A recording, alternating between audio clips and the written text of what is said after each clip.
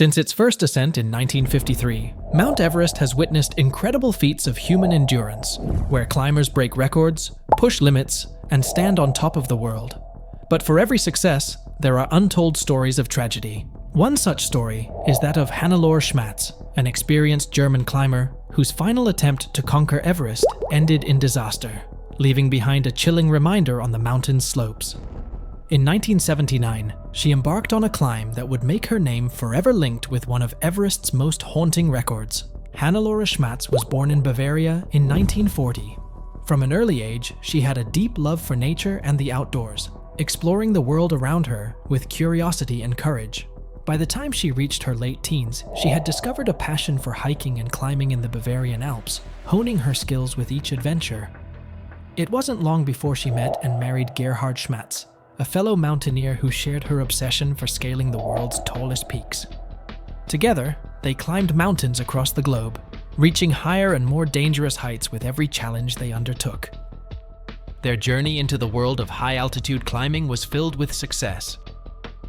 In May 1973, Hannelore and Gerhard achieved a remarkable feat by summiting Manaslu, the 8th highest mountain in the world, standing 26,781 feet tall. Energized by this victory, the couple set their sights on the ultimate prize, Mount Everest, the highest peak on Earth. But Everest is a mountain that demands respect, and while many have succeeded, the price for underestimating it can be fatal. In preparation for their Everest expedition, the couple spent time climbing other challenging peaks, including Lhotse, which towers next to Everest. Finally, after much planning and logistical hurdles, their moment arrived. The Schmatzes gathered an elite team of 6 experienced high-altitude climbers from around the world. The group included climbers from New Zealand, Switzerland, the United States, and Germany, with each member having considerable expertise. Though Hannelore was the only woman in the group, she was far from inexperienced. In fact, she was every bit as skilled as her male counterparts. By July 1979, their group of 8, accompanied by 5 Sherpas, was ready to take on Everest. They planned to follow the Southeast Ridge route, a path known for its deadly challenges. After reaching Everest Base Camp, they started the arduous process of acclimatizing to the extreme altitudes. The weather seemed favorable at first, giving them a false sense of security as they inched closer to the summit. Along the way, they passed the Yellow Band, a stretch of sedimentary rock at 24,600 feet that marked another milestone on their journey. Soon after, they crossed the Geneva Spur and reached the South Col, a vital rest stop before the final push for the summit.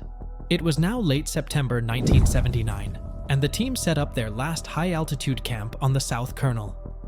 On the morning of September 24th, disaster struck. A fierce snowstorm engulfed the climbers, forcing them to retreat to Camp 3 and wait out the storm. For 3 days, they sat trapped by the elements, the winds howling around their tents. Finally, when the storm subsided, they resumed their climb, but the group decided to split up. Hannelore's team lagged behind, while Gerhard and his climbers forged ahead. On October 1st, Gerhard's group reached Everest's summit, but the victory was overshadowed by worsening weather. From the summit, Gerhard could see the approaching storm, and the team quickly descended to avoid getting caught in the dangerous conditions. They barely made it back to camp that evening, exhausted but alive.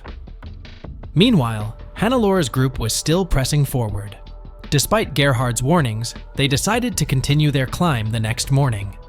On October 2nd, Hannelore and her team left the South Col at 5 a.m., determined to reach the top. Hours later, they succeeded, making Hannelore the 4th woman to ever stand on the summit of Mount Everest. She radioed down to Gerhard, letting him know of their triumph. Little did he know, it would be the last time he would hear his wife's voice. The descent proved to be far more treacherous than the climb. Fatigue and the rapidly worsening weather slowed Hannelore and her teammate Ray Jeanette to a crawl. At 28,000 feet, they decided to stop, setting up a bivouac in the notorious death zone. The Sherpas pleaded with them to keep moving, knowing the risks of staying still at such altitudes, but Hannelore and Ray were too exhausted to continue. That night, Ray Jeanette passed away, likely from hypothermia. Hannelore, devastated by the loss of her teammate, attempted to resume the descent, but the strain was too much. Just hours later, at an altitude of 27,200 feet, Hannelore Schmatz could go no further. In her final moments, she sat down, asking the Sherpas for water, but her body had already given up. She died there, frozen in place, sitting against her backpack. Her eyes remained open, staring out into the endless void of Everest's heights, her hair still moving in the wind. Her body would stay on the mountain for years, serving as a grim reminder of Everest's merciless nature.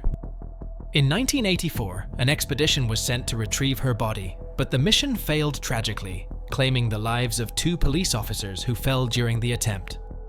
Eventually, the mountain took Hannelore Schmatz for good. A gust of wind sent her body tumbling down the Kangshung face, where it disappeared forever, lost to the elements. Everest had claimed another life, reminding the world that on its deadly slopes, even the strongest can fall.